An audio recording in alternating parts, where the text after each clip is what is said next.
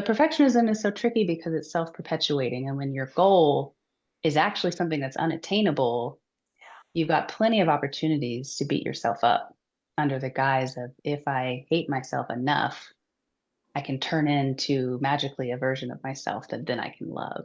Mm-hmm. Very dangerous game Very. because that's not how it works.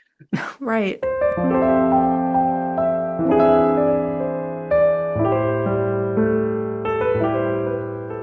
Welcome to Sensitive Stories. This episode is for educational purposes only and is not intended as a substitute for treatment with a mental health or medical professional. Let's dive in.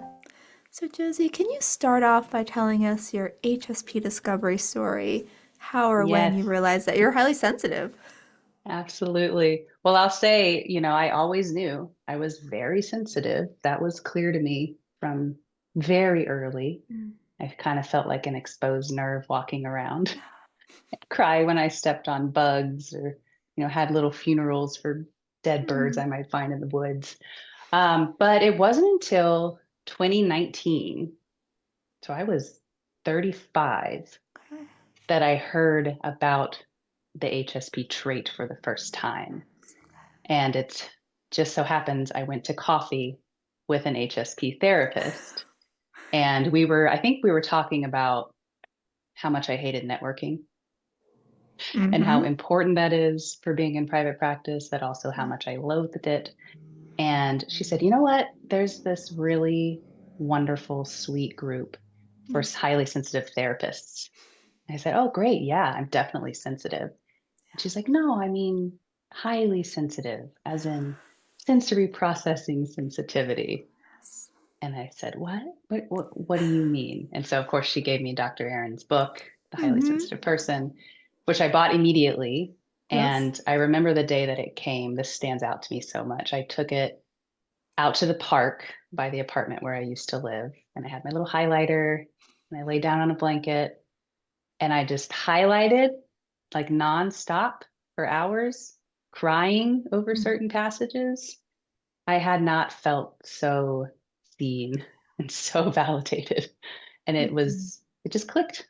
Yeah, this is me. And then I started to see it in my parents, in so many of the clients that I worked with. Hello, light bulb moment. It really is a light bulb moment where it's like everything finally makes sense. Yeah. And I appreciate that distinction you mentioned because when the therapist said, "Oh yeah, you recognize that you're sensitive, Mhm. but there's that other layer that's missing, right? That oh, this is a Yeah. trait. This is a Right. collection of characteristics we're born with." And it Right. really does shift. I'm curious when you learned about the trait by that Dr. Aaron wrote about in her first book. What shifts then when you have that extra layer? And you said you noticed it around you in your world, but did anything shift internally for you?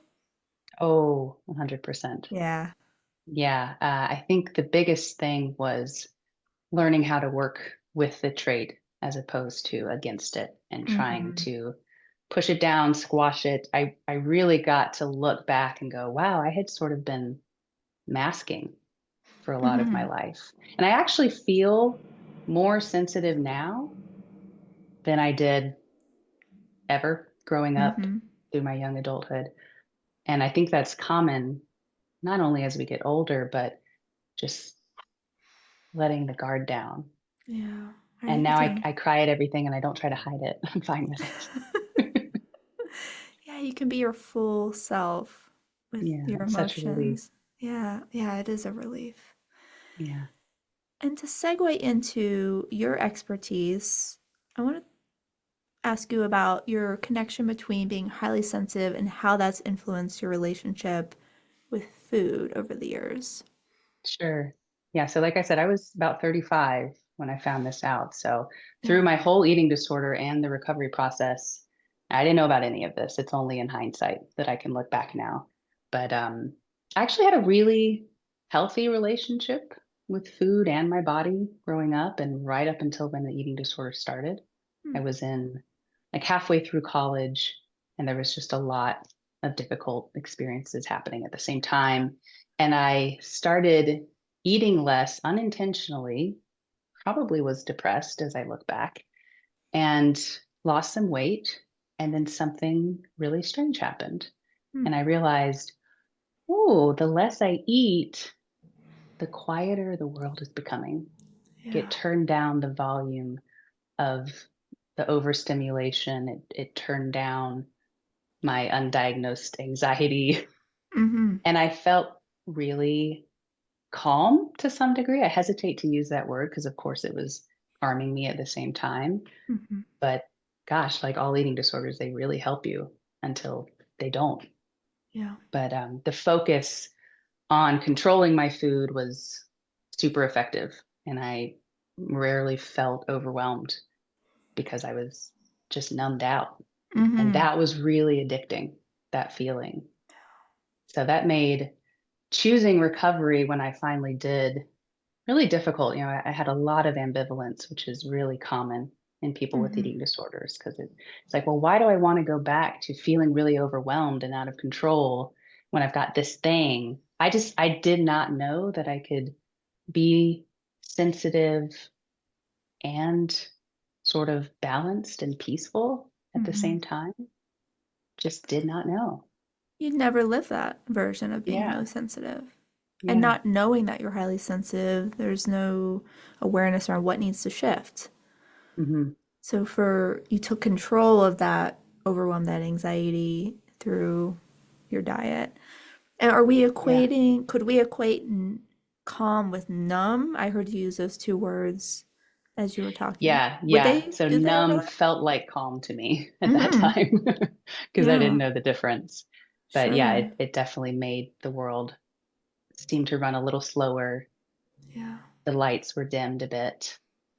I also Mm-hmm. had a starving brain, so it does that. Right. But it felt, like I said, really addicting. I liked it. I Mm-hmm. wanted it to continue. Mm-hmm. And at the same time, really wanted to not be doing what I was doing. It ended up really destroying a lot of things for me. Mm-hmm. But especially in the beginning, it was exactly what I needed, Mm-hmm. unfortunately. Mm-hmm. Right. It that's the thing. It helps at some level, but then there's also that cost. Yeah. Yeah. And you don't have to share this if it's not comfortable, but I'm wondering, could you share a little bit about the cost? You said it started to harm you. Hmm. Could you share Yeah. generally what you mean by that? Yeah, absolutely. So it definitely affected my relationships quite a Mm. bit. I pulled away from everybody that I loved. The Yeah. eating disorder sort of takes its place as a companion sometimes. And yeah, I chose that over other relationships, Mm. sort of unconsciously, but also consciously sometimes. And I was actually married at the time to my first husband through part of that eating disorder years. And that marriage did not survive my eating disorder. And in hindsight, that was good for both of us. Mm-hmm. But certainly the eating disorder played a role in that, a really big role. And Yeah. then I somehow made it through college and, held down a job. I was what I would consider high functioning, Mm-hmm. but also miserable, extremely depressed, wrestled a lot with suicidality from just having to live with that Mm-hmm. eating disorder. Yeah, you were really, it sounds like really in survival mode. Yeah, great way to put Yeah. it. Yeah. Yeah. And that the disorder becomes the primary relationship in your life. Hmm. And kind of how where everything else kind of centers around it. And Yep. it's Yep. again, it's a high cost to pay for relief. You have to lose so much just to get a Right. sense of, okay, can I not feel so much or not be, feeling so much anxiety? It's Hmm. difficult. Yeah. But losing what I lost was sort of the catalyst. I was able to Mm, say, okay, well, going forward, I'm not going to be able to really form deep relationships with this eating disorder in tow. And if I mm, want that, I've got to let it go. You had a kind of epiphany there. Okay, something has Yeah. to change. Hmm. And thank goodness. Yeah. And thank goodness. Yeah. Yeah. Yeah. What's that first step you take once you have that awareness? Okay, I need to shift something here. What do you do Yeah. first? Well, for me, it was getting help, Yeah. like Mm-hmm. actual therapeutic help. And I Mm-hmm. worked with a wonderful therapist who was recovered herself. And that was really powerful to me because I didn't know until I started working with her that you could fully recover from an eating disorder. I sort of looked at it much like, 12 steppers will look at alcoholism and say, well, that's something that, will always be your Achilles heel, so to Mm-hmm. speak. So you've got to manage it. And she said, no, actually you can be fully recovered and it can be fully behind you and you don't have Yeah. to worry about it coming back. And Mm. that changed the Wow. trajectory of everything. You And were I in the, I'm one of those yeah. people today, who can say, yeah, I'm fully recovered. I know a ton of people who are fully recovered. It is possible. Yes. What a sense of hope. Oh, I don't have to constantly be Yeah. carrying this around with me. Yeah. Yeah. And when we Mm. don't believe that full recovery is possible, you don't really try as hard. You're not Sure. going to put your all into something that's sort of a mediocre outcome. Of course. It would be so discouraging to know I'm never going to get fully through this. Right. Why should I work so hard or put so much Yeah. into myself? Yeah. But having that person, that therapist say, here's what's possible. You Hmm. can step aside from this. You can heal. Yeah. Yeah. Yeah. I need that so much. Hmm. Absolutely. So now that you have these two layers of your experience, having had an eating disorder, being a highly sensitive person, and now working with clients in this space, what link do you see between having the trait and then developing an Yeah. eating disorder? Are there connections there? Yeah. Yeah. Absolutely. Mm-hmm. So there are certain factors that will predispose somebody to an eating disorder.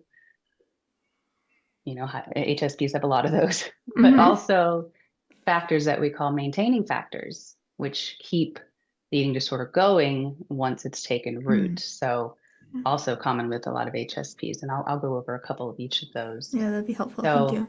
yeah, the for predisposing factors, one of the big ones is harm avoidance. Mm. So, Yes. being Yeah. highly sensitive, we can really easily, with our depth of processing, spot potential areas of harm Yeah. and then what we might do to avoid that.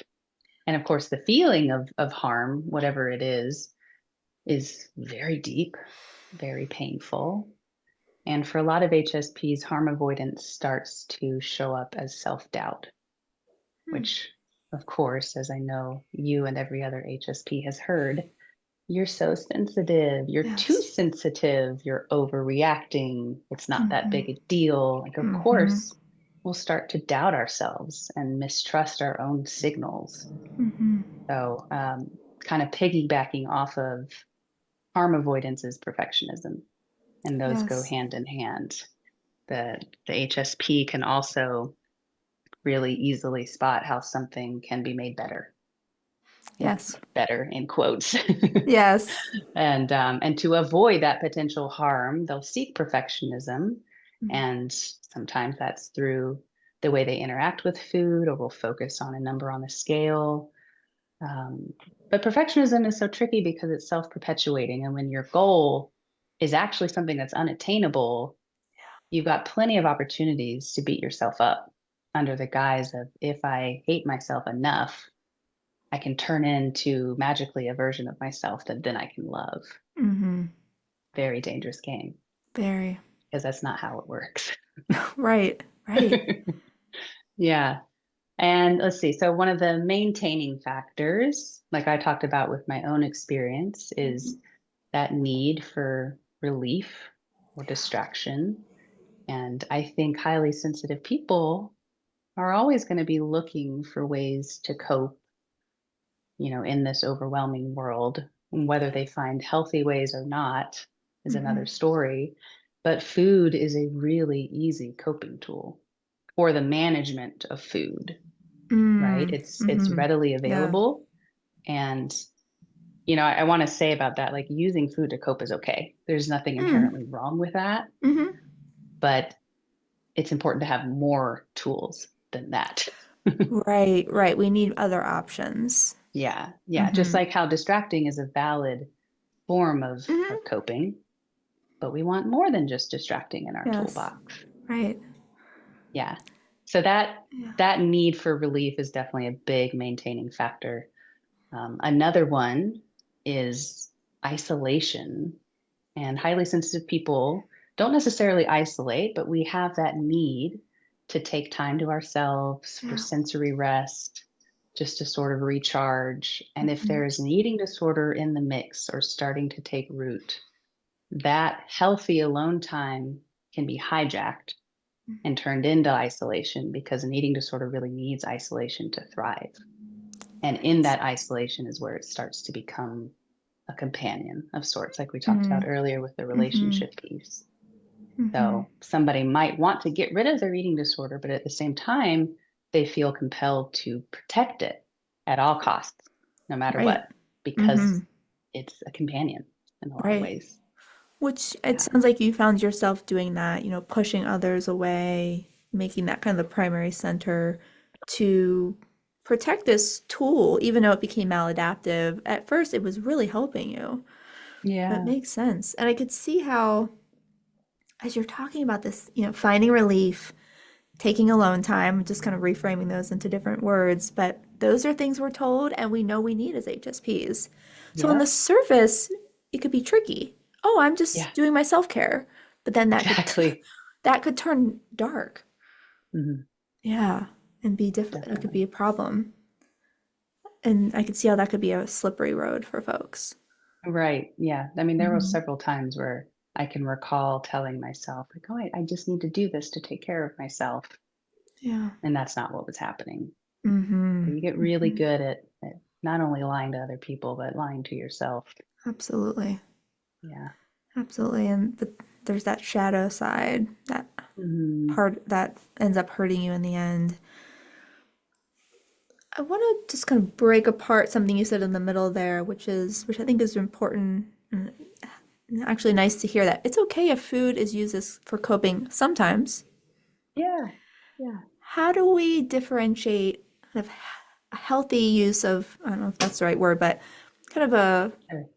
a balanced use of food as coping versus maybe a problematic use of food as coping? How do we know the difference?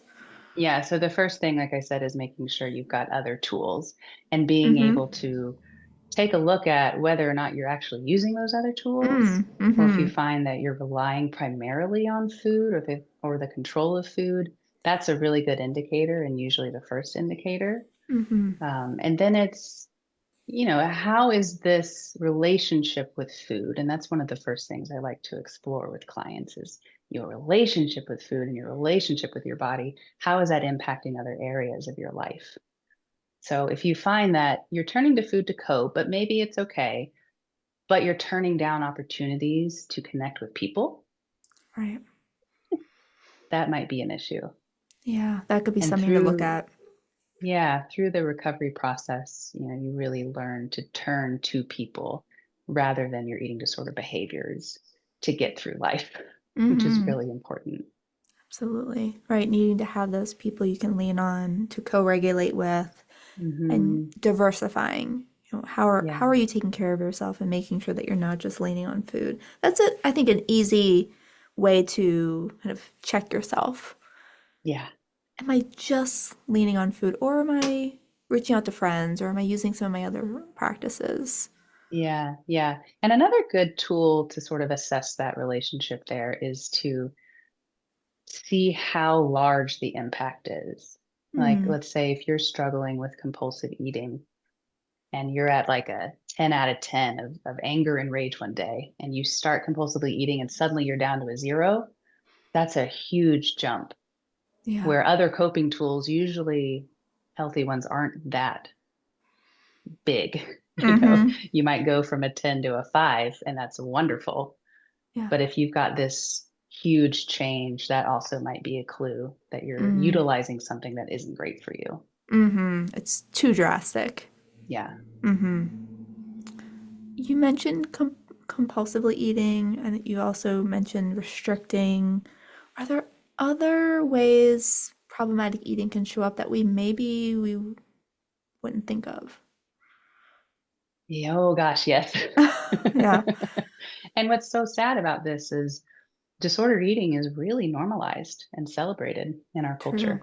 That's true. So, dieting is one of the first things people turn to when they want to get healthier, Right. quotations. Mm-hmm. And that's really scary because dieting is one of the quickest ways into an eating disorder. It sets somebody up so severely for really damaging that relationship with food. Mm-hmm. So we might be looking at, happy, successful people and thinking, oh, they're just really disciplined with their food, but internally they're really rigid or very chaotic. Maybe they eat in secret, or they're constantly going through a little Rolodex of numbers in their head.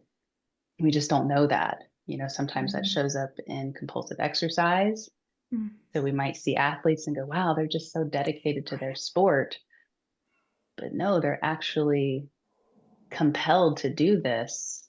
And that's an illness, Right. right? It's really scary. And then we've got all these health fads, juice cleanses and fasting, and disordered eating can look like so many different things. So Mm-hmm. it can be hard to spot, not only as a clinician, but for an individual as well. It's really Yeah. easy to say, actually, I'm fine because everybody else in my friend group does this. Right. No big deal. Mm-hmm. That's true. If the people around you are practicing the same type of eating, it could be really easy to normalize it. Hmm. But it sounds Yeah. like you could get under the actual actions by looking at the motivation, kind of what's Yeah. happening in the big picture. Like, are you avoiding? Are you controlling? Is there something you're trying to kind of get right, so get perfect? And are you sacrificing other areas of your life to continue this? Yeah. Maybe causing some significant harm in the process. A great question to be asking. Yeah, exactly. And I appreciate you helping kind of tease this apart for the Yeah, sensitive absolutely. person. So HSPs are could be very predisposed to falling into an eating disorder or dysfunctional eating, Hmm. because we're trying to reduce the amount of feeling or discomfort that we're having. And I've seen a Yeah. lot of clients show up in my office who have a history of this, right? Whether it's, Hmm. well, or currently happening, but they're using it to try to self-soothe, right? Try to get a Yeah. sense of relief. Yeah. Because we're And we can't often, fault somebody for that. exactly, we really can't. It's hard to be constantly living in discomfort or overwhelm. But yeah, it's kind of expanding what's available. So I want to move on to the next part of the conversation, which is how do we then support folks who are in this space and they're highly sensitive? So, how does being highly sensitive impact the treatment process? Yeah. Well, I think first and foremost, there's a really harmful belief that a full recovery looks a certain way for everybody. Mm. That's not true. Mm-hmm. And this has overall gotten a lot better, I think, in like the last decade, but there's still a lot of work to be done in the treatment world. So, just to give you a personal example, when I was in treatment, some of the sensory issues that I had and still have with food were confused with intentional eating disorder behaviors. Mm. And outside of the sort of the major restriction, purging, binging, when I talk about eating disorder behaviors, that also includes what we sometimes call table behaviors. So Mm. that might be cutting food into small pieces, taking really small bites, eating quickly or slowly, not wanting food to touch. Mm-hmm. And for me, it just happened to be that I have sort of a limit on how much of a soft food I can eat at once, Yes. and when I was in treatment, I had to restore weight. So I remember for breakfast, almost every morning, I would be given this huge plate of scrambled eggs, plus some oatmeal, plus some other things. And when I would reach that threshold, it was game over. Even Yeah. when I felt like I wanted to continue eating, Yeah. I had my hunger cues back. I just couldn't do it. And I remember crying and saying, please, like, give me toast, give me an apple, give me Right. something. I just can't do this anymore. Mm-hmm. And they would say, I'm sorry, but like, that's your eating disorder talking. You have to push through that.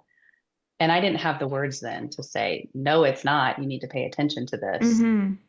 I would just cry and suffer through it. But Mm-hmm. I think, this gets recognized a lot with the eating disorder RFID, which is Yes. avoidant restrictive food intake disorder. That's where somebody will sort of say, oh, this person probably has some sensory issues with food. Mm-hmm. But it can occur in all eating disorder presentations, but it isn't necessarily looked for. So that gets missed a lot. Mm-hmm. That's And got to be incredibly problematic for a sensitive person because there are some very legitimate sensory issues that come up with eating, like you're saying, with texture, temperature, mhm, so many other pieces, right? And to have that be dismissed is, I mean, just perpetuating the invalidation we've experienced, right? Saying, yeah, this isn't what you're really experiencing. And then that yes, very mistrust, that invalidating. self mistrust starts to build again. Um, Yeah, and at the that treat, time, you didn't know you were highly sensitive, correct? I had that right, timeline, correct? Yeah. right. Yeah, no idea. Yeah. No language for that. Yeah, yeah. So one of the other problems with a typical treatment approach when it comes to working with HSPs, if it's if it's not individual therapy, a lot of people who have eating disorders are going to end up needing more than just 50-minute sessions once a week Right. to get better. So treatment centers and programs, my ear pods are falling out. Treatment centers and programs generally are in a large group setting. So if you can imagine a room full of sensitive folks sitting together, hearing about other people's eating disorder struggles, processing trauma together, mirror neurons are firing all over the place. And not Mm-hmm. only that, but there's the tendency to fall into a comparison trap there Sure. and go, oh, this person has had it so much worse than I have. Why am I sitting here with an eating disorder? I don't deserve this spot. I don't deserve this bed in this treatment center. My Mm-hmm. life isn't bad enough. And that's so Yeah. dangerous, Mm-hmm. so dangerous. And it's exhausting, Mm-hmm. really exhausting. And along with what else is exhausting is sort of the sensory overwhelm that comes with exposure therapy, which is really natural in a treatment setting, that you're exposed to what you fear multiple times a day. Mm-hmm. You have to get through that. And most treatment programs, are designed to be really packed. You've got several sessions, groups, activities back to back to back to back to back. So that Mm-hmm. leaves little to no downtime for sensory rest, for alone time. Mm. And generally speaking, somebody with an eating disorder is looked at as not capable of being alone because Right. they're going to turn to their eating disorder, which I understand the importance of that, wanting to keep somebody safe from their behaviors. But at the same time, I think we need to find a middle ground there. Mm-hmm. Right, because you mentioned, isolation is can be dangerous, but then yeah, how do you get that processing recharge time that you desperately need as an HSP? As a Yeah. clinician who works in this area, is there anything you've found that helps to find that balance? How do we satisfy both needs of, keeping attention on the person who's in recovery, but also allowing their nervous system to get what it Yeah. needs? Yeah. I did a webinar about, how to how to manage being an HSP if you go into residential treatment. Yeah. And I ended up creating a document that somebody could give to their treatment team of all the ways that they could support somebody, Mm, and thinking about, back to my time in treatment, being able to, go into a room maybe that's visible but kind of separated from other people, or maybe outside sitting under a tree where somebody could see yeah. you through a window, but you Right. still have that space to just Mm, yeah. breathe. I Yes. think is really important. And we're humans, and to give somebody the benefit of the doubt that maybe they Yes. can be alone and be safe until you're proven wrong, I don't think it's fair to just assume that of everybody. Mm-hmm. It's really Right. harmful, dismissive. Right. It can be very dehumanizing to not be trusted to Yeah. be with Yeah. yourself. And I understand there's some of that that's can be dangerous when you're in the recovery process, but yeah, you still need to be a human, be with yourself, at least Yeah. for a few moments. Yeah. Have just hearing your experience and thinking about the recovery process, you could just see it could be kind of looping back into dysregulation as you're trying to get healing. Just the sensory Right. overload alone with the food textures and being in constant contact with people and maybe experiencing vicarious trauma through these other stories and Yep. then feeling like you don't deserve help yourself. This is a lot to process. It's a lot to physically manage, sensory wise. And Yeah. can it Recovery ever, is yeah, it's tough. hard for everybody and Yeah. really hard, I think, for sensitive folks. Yeah. And what's Yeah. sad about that is, and this goes beyond just highly sensitive people, but neurodivergent folks in general Yes. can get left behind or they Yes. get labeled as non-compliant, Oh, yeah. which is really painful. Mm-hmm. Part of my sensory stuff in treatment was that my body responded to the increase in calories, very sensitive to that, by Yeah. developing reactive hyperglycemia. Mm. And I didn't know really what that was then, but I was getting accused daily of purging, and I wasn't. Can you I tell was me sort of your what, model patient. as most HSPs are, right? Even to Yeah. our own detriment. Yeah. What is hyperreactive hypoglycemia? So it was just a reaction of my blood sugar, like when I was having Mm. suddenly an increased intake. Mm. In between meals, I would get really shaky suddenly, and that Oh. was looked at as like, oh, you must be doing something wrong. Are you purging? Are you exercising in secret? Oh. And I was not. I Mm-hmm. was I was doing everything I could to get better. And Yeah. that was really sad for me because I started feeling some anger toward the way my body was responding. I Mm-hmm. was sort of distrusting what was happening Sure. there. I mean, your body is Yeah. kind of getting you in trouble Yeah. Yeah. when, And yeah, it's yeah. just it was sensitive and it probably needed to work up to that intake a little bit slower. Yes, absolutely. The process can be so rushed. I was just thinking about as you're taking in more food and maybe gaining just a little bit of weight or just having different reactions in your body than you're used to. As an HSP, you're noticing all that at such a subtle level, how that could kick off Yeah. a lot of anxiety or worry or Yeah. emotion. Yeah. Yeah. HSPs are really in tune, or can Yes. be, I'll say, can be Mm-hmm. really in tune with what's happening, weight rise, Yes. the jump from hungry to totally full can sometimes be like that, An instant. drop of a dime. Mm-hmm. Yeah. Yes. Would you say that also contributes to this issue where we're noticing our body at such a subtle level? Like even just feeling slightly like we have a little bit more weight or something's off. Does that contribute? Yeah, I would say that's another one of those both predisposing and maintaining factors, Mm-hmm. and having sort of increased interoceptive awareness, Yes. just really in touch with, oh, like I'm a little bit bloated today. Panic. Right. Right. And it could be at a level that another, if you weren't highly sensitive, you wouldn't even notice that change in your body, but we would. Right. Mm-hmm. Yeah. And that can Yeah. set up kind of a chain reaction. Yeah. Totally. Mm-hmm. So, Josie, what else haven't we gotten to today that feels important for you to share? We've talked a bit about your own journey and why HSPs can be predisposed to struggling with eating disorders and kind of what the recovery process looks like, some of the hardships. I actually wonder, could we talk about are there ways that our HSPs could thrive or do well? If we could talk about the flip side, and in Yeah. recovery. Yeah. I think that's one of the most important things is that when you can start to embrace your sensitivity, it opens you up to the gifts that are actually already inherent in you to thrive in recovery and in life beyond recovery. But as long as you're fighting it and trying to squash it, you can't really access those gifts.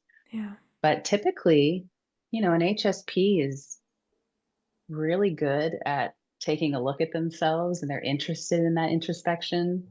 And that is really, really helpful in the recovery process, is to understand yourself. And we don't need to understand everything to get Yeah. better.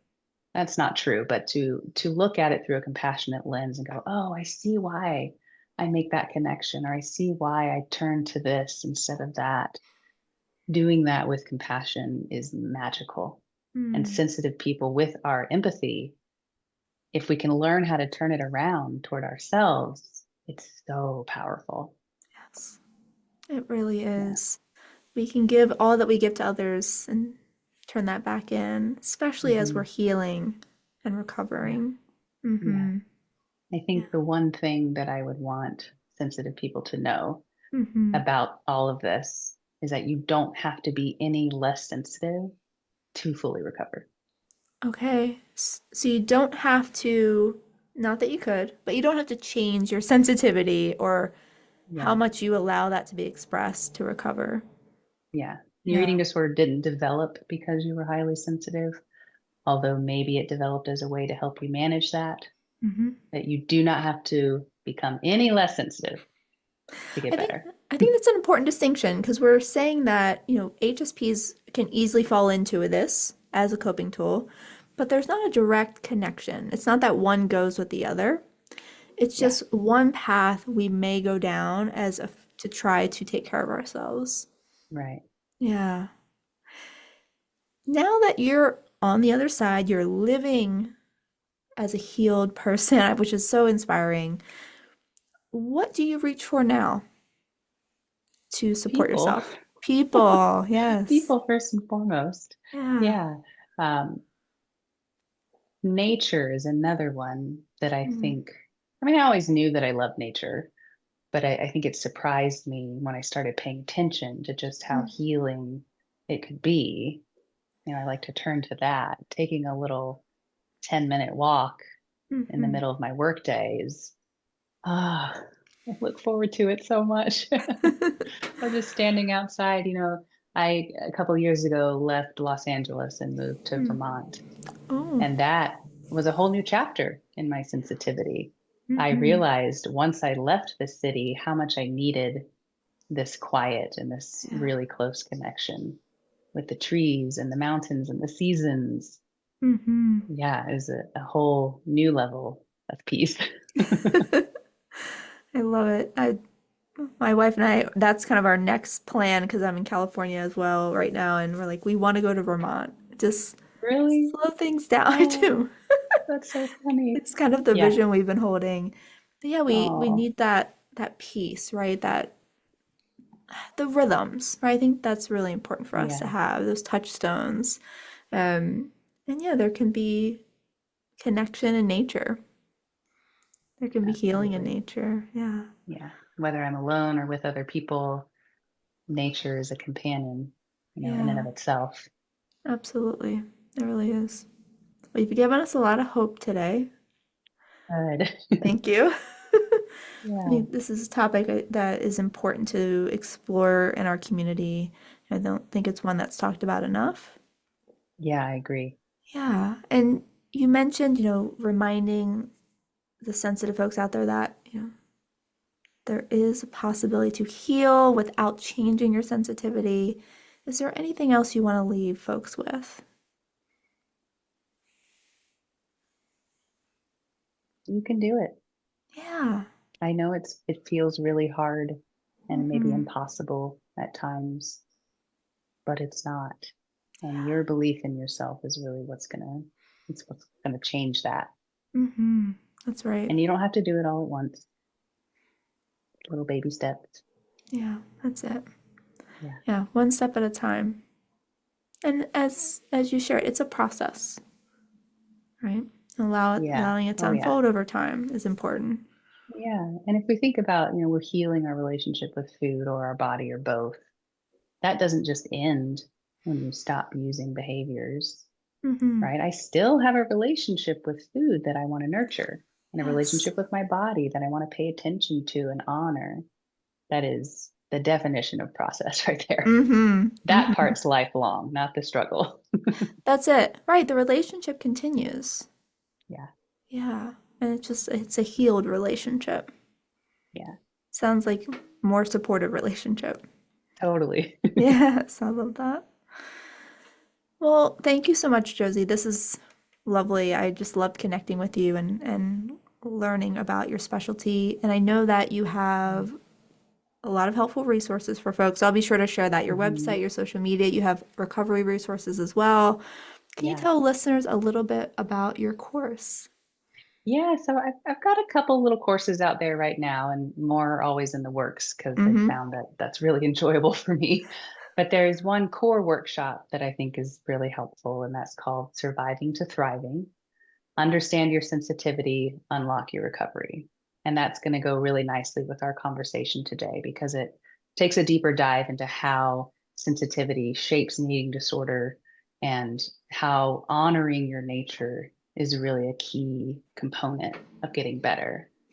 And that will actually, that course will actually help somebody who might be in a similar spot that I was of like, I know I'm sensitive, but am I highly sensitive? Yeah. And this course can help illuminate that as well. And Mm, it's ideal not just for people going through eating disorder recovery, but for supporters as well, if they want to learn oh, more about sensitivity and how to support somebody. oh, that's wonderful. Because, I mean, hopefully then you're bringing people into your world and Bingo. having, yeah, and having those support systems, helping, making sure that you're not isolating. Oh, I love that. And maybe you could even take it alongside your support person, Mhm. potentially, as to work together. That's my hope. Yeah, Yeah. I love that. That's such a great resource. So I love it. You're bringing the conversation of sense right into the forefront, right into the fold, using it as a Hmm. resource. Yeah. How healing is that? So healing. And I Yes. want that, for everybody. That is ultimately why I became an eating disorder therapist. Mm-hmm.